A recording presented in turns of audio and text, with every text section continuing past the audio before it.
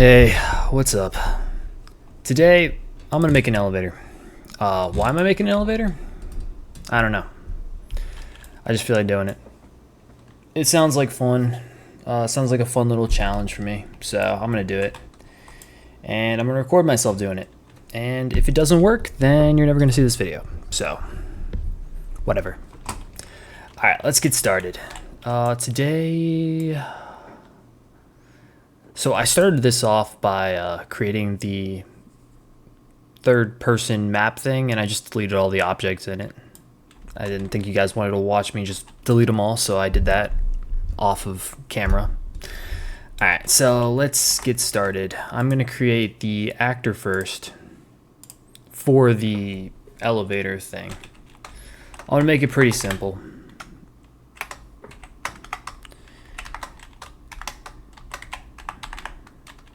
BP, what am I calling actor? I'm gonna call it elevator. BP elevator. All right, for this elevator, I'm just gonna make a cube.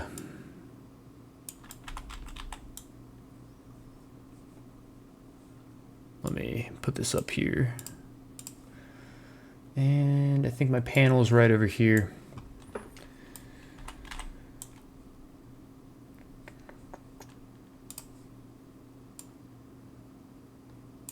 Okay.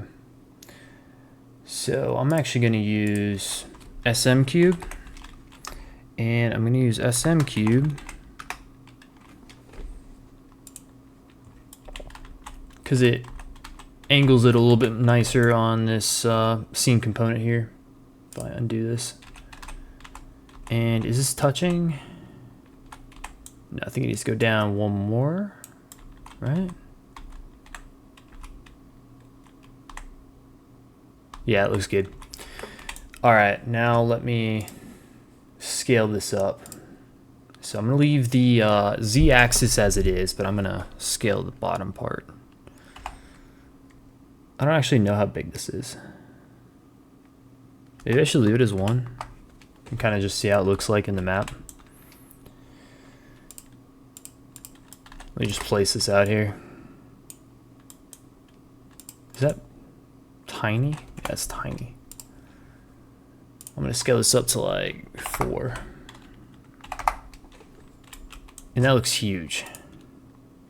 Yeah, that's fine. Whatever. Alright, and then I'm going to do this.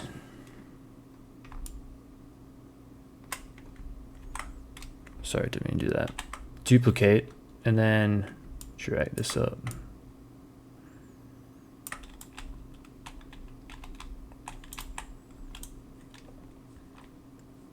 Control D again. Gonna rotate this way.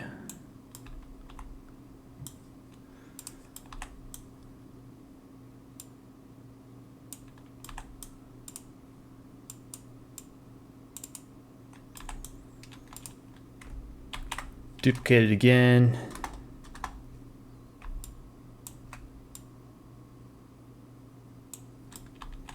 Alright, that's kind of just going to be it.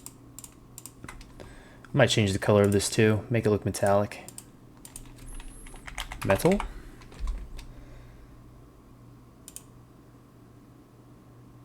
Ugh.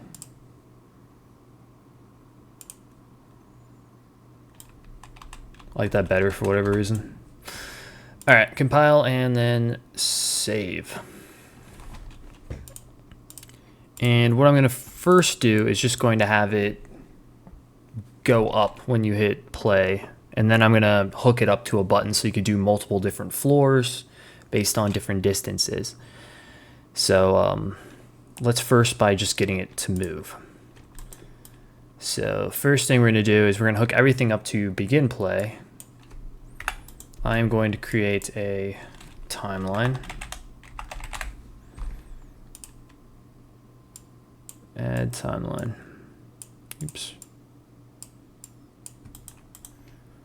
Go in here, add a track, add a float track, And I'm going to add a key, and I'm going to set this time to be 0 and 0. Sorry, I'm not explaining what I'm doing. I'm setting this timeline, so for the timeline, for one thing, it does like a smooth curve. So if I had 2 of these keys, what I'm doing is adding keys from one point to the next point. So it's going to start at one point, this point here, and it's going to go to the next point. And I'm just going to make this 1 and value 1. And I'm going to change this length to 1 as well, so it's not still playing past that point. Because if you have it continuously going, it's going to end the timeline at the very end of that. So if I click this, control click this, and I right click and I click auto, it autos both of them. Or you can click one and auto that one and click the other one and auto it. Doesn't really matter. If you click both these things, it'll show you the line in the max X and Y axis that you have. So compile and save that. And that's going to be our timeline. And there are good things about this timeline, and there are other things. So what I can't do is I can't really use those things as variables, the times and stuff as variables. But what I can do is I can get the default scene root here, and I can update the relative location. I have to pull off this. Let me get this. Relative location of this. So set relative location, because I want to set it to this curve, and it's going to move along this timeline, as opposed to just hooking up the new location here, and then all it would be would be teleporting it to that location. So I'm splitting this because all I want to change is the z-axis here. So if I grab this and I'm going to get location, get relative location, and I'm going to right click and then split this one as well, so that I can take both the X and Y axis of this, because that thing, the relative location on the X and Y axis isn't changing for this elevator. If you want to have an elevator that also changes in the X and Y axis, which should also be cool, you just have to hook up new variables for that as well. You basically just have to do the same thing as this, but set the new variables in a way that works with your movement. And then the new location is going to be the Z location.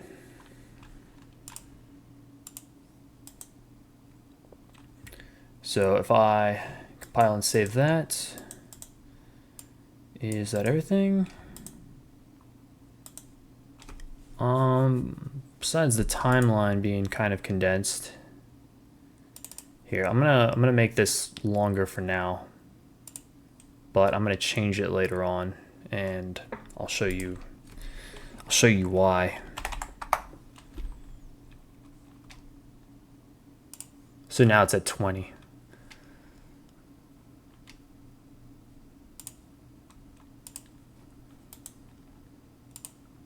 So, let me rotate this.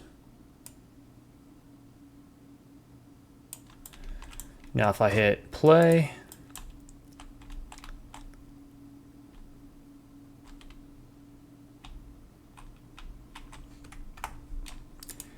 when I hit play, I only put it 20 feet off the ground, or 20 meter, whatever the value is, off the ground.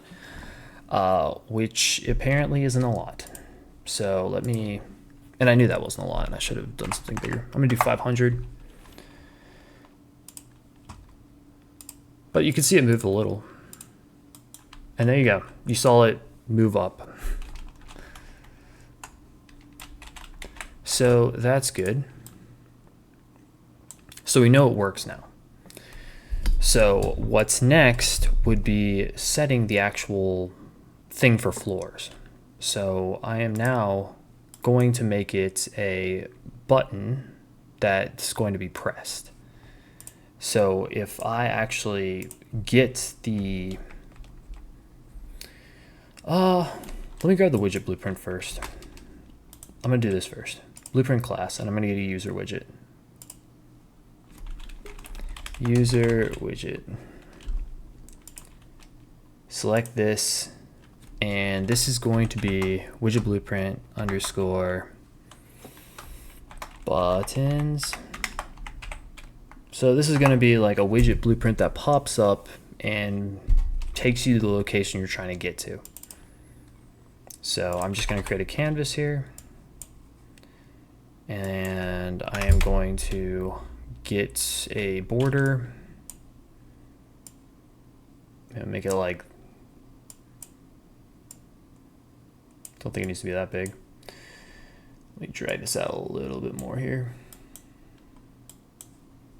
I'm gonna put this anchor right in the center here, and then I'm going to zero out the location and then put 0.5 for the alignment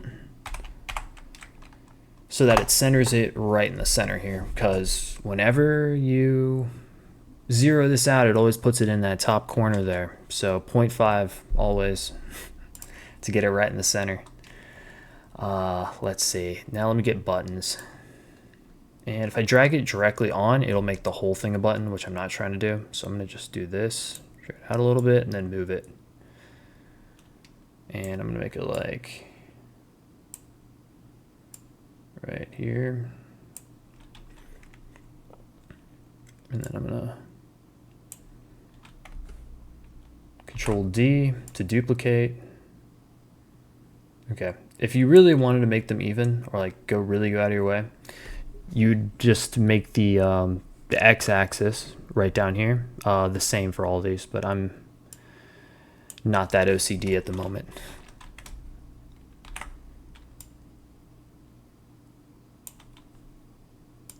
And I'm just moving these things, these little flower looking things to the center, because that's the anchor post.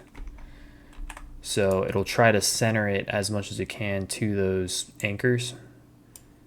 So it'll kind of smush together if you have them all at the top or something.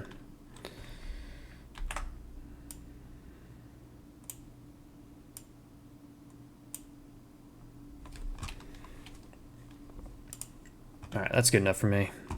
I'm probably not even going to use all these buttons. Let me grab a text block. Now we want to drag directly in the buttons, and it'll automatically post the text right in the button and attach it. So I want this text box to be, instead of text block, I'm going to name it like floor 1. And this is going to be our base floor. So like the very bottom one. Let me do that. Floor 1. Text, and then floor 2.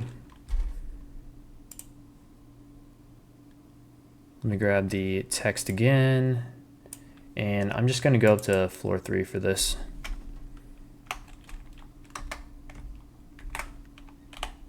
Oops, there.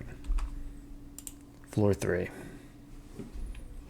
Should I do more floors? I'm going to do more floors. Why not? I'll do more floors. I created the buttons for them. Floor 4. And then it's just going to take a little bit longer to go through all the buttons then. And then floor 5. All right, so I have all the different types of buttons. So now I want to create an event on clicked for floor 1. And how I'm thinking about doing this, let me do a, I'm going to get an event on initialized, and I'm going to get an active class, and it is going to be the elevator. elevator.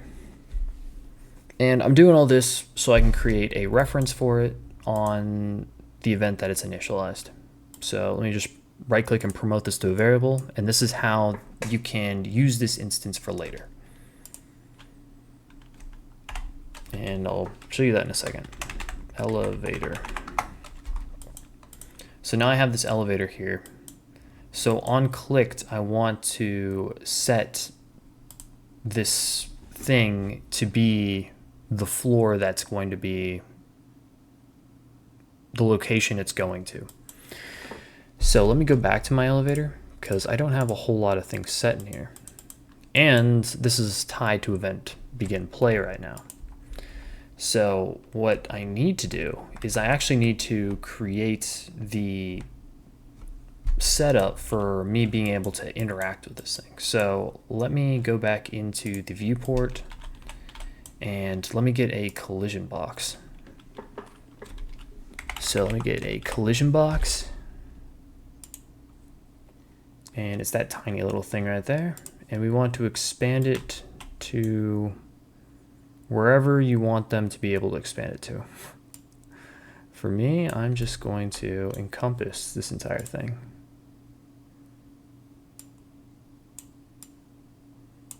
Okay, let me scale this up some more. Damn, I am not.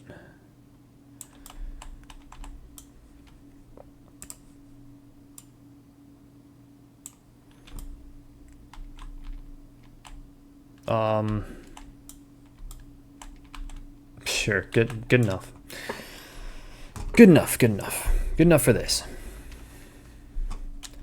And when you're creating like maybe a building for this, you want to separate the elevator from the rest of the building as you would like normal parts. You pretty much like piece a building together piece by piece if you're making it like an interactable building anyway.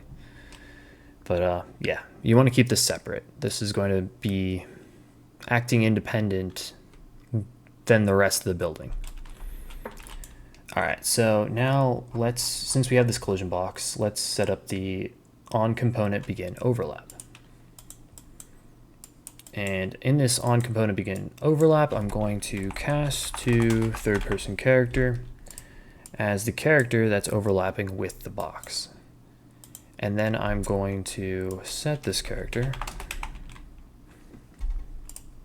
I'm going to promote it to a variable because I want to use this later. And then I want to enable input for, I'm just going to do this one, enable input for the controller. So this is what I want to enable input for, not the target. So I'm just going to get the controller, get player controller, because this is a controller, player controller, so the object reference has to be a controller. And then on begin overlap, and then we want it to be on end overlap. So if you exit the tower or elevator, you don't want to still be able to have your input enabled, because then you'd be able to access it after you exit the elevator from 100 yards away, even though you're not even close to it. So let me go back to box here, scroll down, and on component end overlap, I am also going to cast to third person character.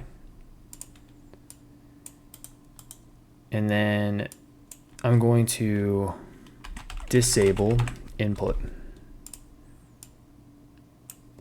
Hook this up to player controller. And so now when you exit the elevator, it's no longer going to allow you to do the thing we're about to set up, which is going to be setting a keyboard key, and it can be any keyboard key, and then you can just click on this keyboard and press a button. I pressed E. And what this is going to allow is going to create the widget that we just created. and it's going to be the WB button. And then we need to add it to the viewport, not promote to a variable.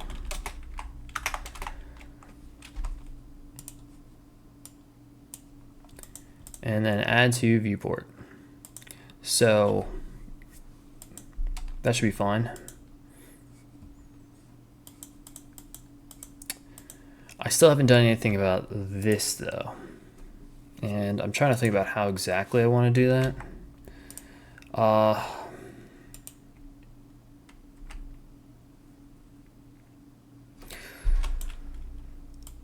I might set it to its own separate event.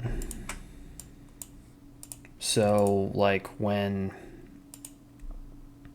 I can call it from the buttons and then have it directly call from that. So I'm going to just call it something, and I'm going to call it, let me get a custom event. I'm just going to call it move elevator. Move elevator. And when I move elevator, so before I had it on play, and it didn't matter, right? Because you didn't have any control over it. But if you keep it on play for this timeline, when you have the multiple buttons, it will only play that one time. It's not going to restart the timer. So the next floor that you go to, you're just going to teleport to. So you want to go from play from start.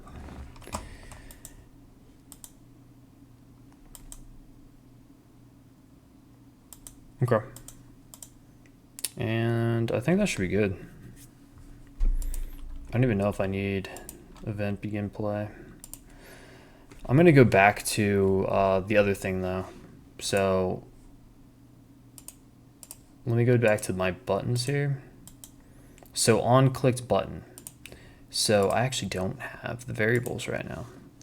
What I need to do is I need to create some variables for every single one of these new floors that I'm creating,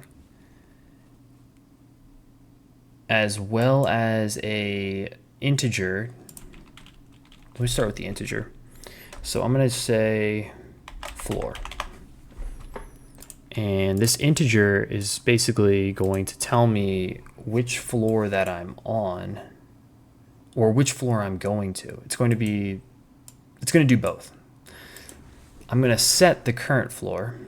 So let me actually create that variable as well. So current floor, and I'm going to set that as a float because it's actually going to be the distance that I'm going to be taking off of that. And then I'm going to have, let's say floor 1, floor 2, floor 3, floor 4, and I'm going to make floor 5. All right, I'm going to move all this stuff down. All this gets moved down here. Cool. So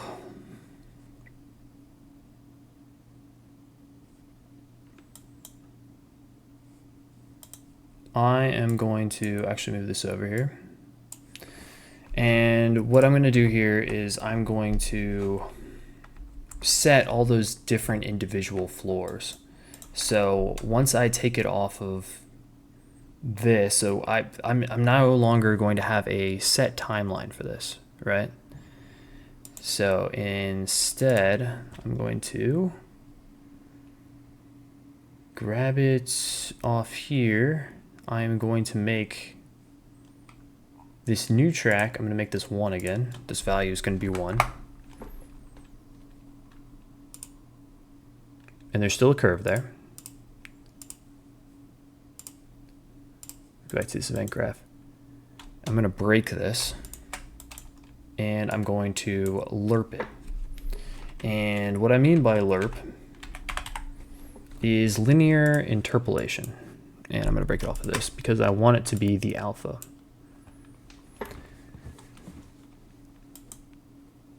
So this is basically how the actual flow goes, and the A and B are going to be the upper and lower numbers. So if I'm saying the current floor here, so I'm going from the current floor, because you do A first, and I am going to the B floor. And this is going to be a selector node, not spelled selector, completely wrong. A select thing. And the wildcard here is going to be our floor. And this is just going to attach to floor 1. And I'm going to add the other pins. I'm going to add 5 pins. So there should be up to option 4 because 0 counts. Floor 2, floor 3, floor 4, and floor 5. And for me, I'm just going to set these values right now. Floor 2, I'm just going to make 500. Floor 3, I'm going to make 1,000. Floor 4, make 1,500. And floor 5 is 2,000. This is all editable, so you can change it however you like, how far you want the floors to go and whatnot. So I'm doing that. And then on finished, I want to update the new floor to be the floor that is now current floor. So if I do this, floor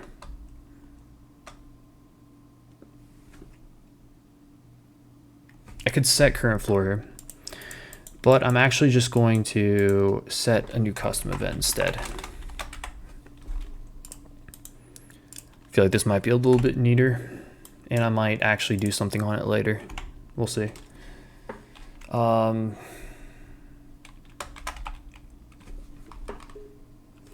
Should call whatever. I'm gonna just call it floor moved. Floor moved, and it's going to be the new current floor. So I'm going to be setting the new floor as the new current floor, but I don't currently have the thing set up for it. I can just do this. Let me try this.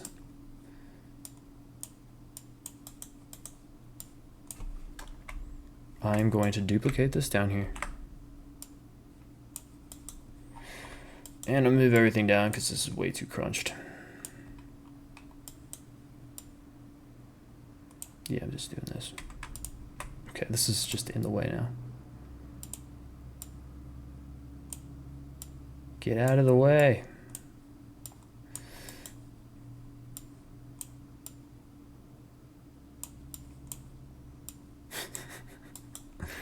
All right, whatever. Totally missed. All right, let's do that. So that is now going to be our floor moved, and that should work because this will change with this, so everything will be fine. And we're going to change this by using buttons. So if we go back to our place where we created the floor buttons, so right here, and then I should really label these buttons.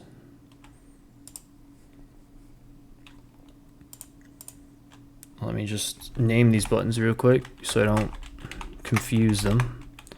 Floor 1. Okay. F2. Floor 2. Floor 3. Floor 4. And floor 5. Okay, now I won't mess them up. Graph. Okay, so on clicked floor 1. I'm going to need to set this new thing. So I have already the variable that I created, and this is why I did that. So I can grab the same variable and I can get it. So if I get this, now I can pull anything off of it that exists on it, such as the node that I created for the floor. I need to set it, not get it. My bad. Set floor. And I'm going to set it for floor 0. Damn. Should have really renamed things. But floor 0 is going to be the first node because 0 counts. Yeah. Whatever. I could have left it blank and then I wouldn't have this issue, but whatever. Here we are now. You guys can do that. So now that I did that, I'm going to create an event for this. So custom event, and I'm going to create set up floor, because this is going to be the same for all of the different ones. So I don't want to continuously, this is neater. So remove from parent, remove from parent. And this is, what this is doing is it's removing this widget from the character completely. It's just removing it. So you'll click the button to open the widget, it'll pop up. You click the button for the floor that you're trying to go to, and it will remove that widget from your screen so you no longer see a widget in your face. All right, so now we need to, I need the elevator. I'm just gonna do Control D to duplicate. And then I'm gonna do, I think I named it move elevator. Maybe we should double check that. I feel like it could be the other variable. No, move elevator. And then I want it to move the elevator. After setting this as the 0th floor, which will trigger this one. So this will be the place that it's moving to. It's already at that floor, so it's not going to do anything if you pick this button. But if you're on the 3rd floor and picked that floor, then it would go down to that floor. If this is done correctly, which it hopefully is. So now I can pull off this and click a setup floor. And I'm basically going to do the same for every single one. I'm just going to change the set. And so I'm just going to open all of these. So let me just go down. Floor 2 on clicked. Go back to the designer. Scroll down on clicked. Go back to this on the designer. No, it didn't stay. That on clicked. I don't know why I did that again. Go back to 5 and then go down and then on clicked. And so now I have all of these things. I'm just going to do this and I'm just going to duplicate, duplicate, duplicate, duplicate, and duplicate. So now you can just hook things up. And then all you need to change is going to be the floor.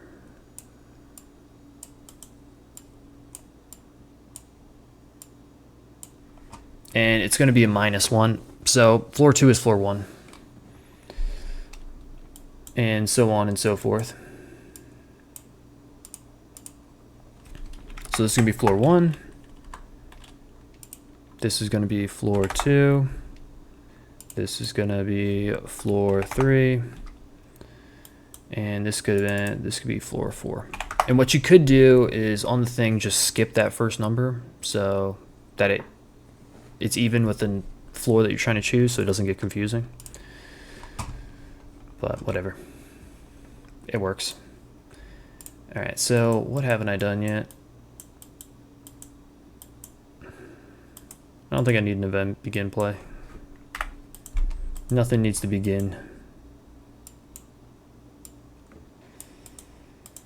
Alright, so that should all work for the buttons.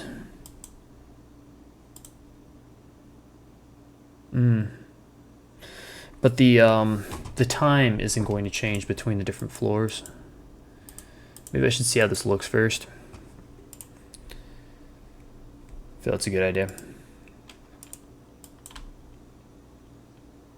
So it's here, press E, and I can't click any of the buttons because I did not enable my cursor.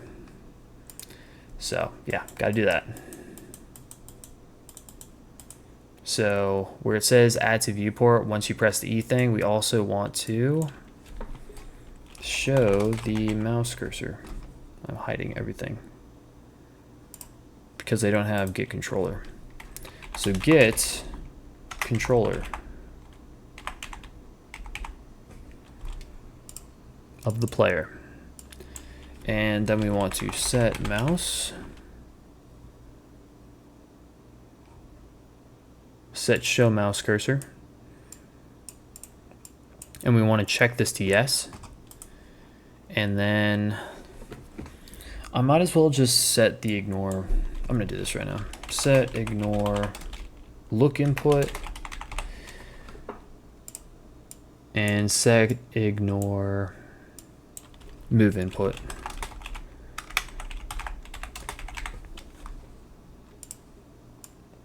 And what that's going to do is it's going to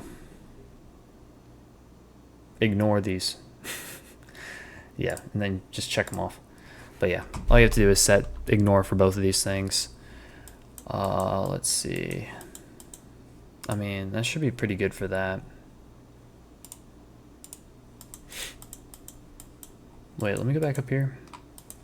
And I'm going to need to, after I'm done, so I can use it again, set,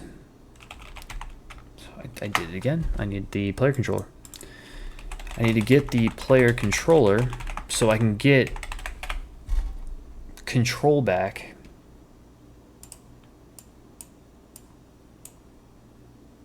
You get rid of the mouse. So set show mouse cursor. We're going to get rid of the mouse.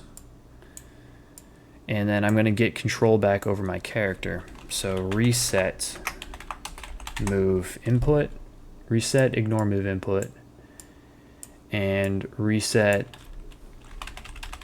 ignore look input.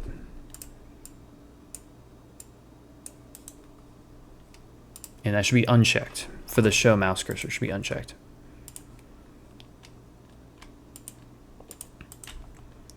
All right, let's see what it looks like. I think I'm missing some things that I would probably need. Okay, so go to floor 2. Okay, so it went to floor 2. How about floor 3? And then it set me back to the first floor every time I do it because I still have that as my current floor.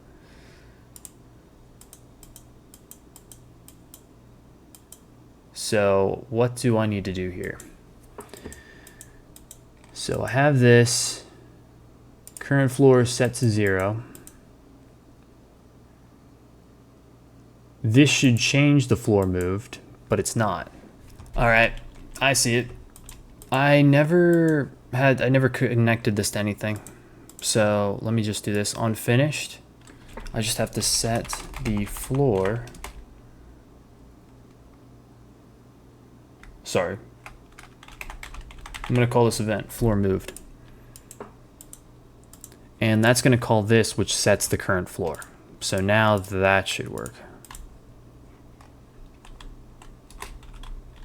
So let me try going floor 2, floor 3, floor 1, floor 4, floor 5,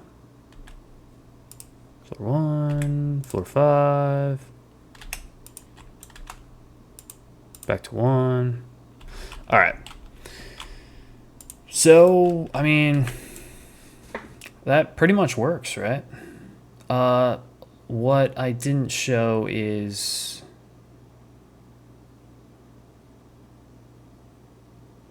I pretty much showed. Wait, let's see. Let me try this. Let's see what happens if I go from floor 0 to 5. I wonder if it's going to keep the same speed. Wait, okay. Wait, let me count. 1, 2, okay. Are these the same speed? Maybe it is the same speed. Okay. I thought I was gonna have to add a playtime and then do some math to make it even, but it seems like, I don't know, that seemed like the same speed to me. So yeah, that's pretty much it. Thank you for watching. Bye.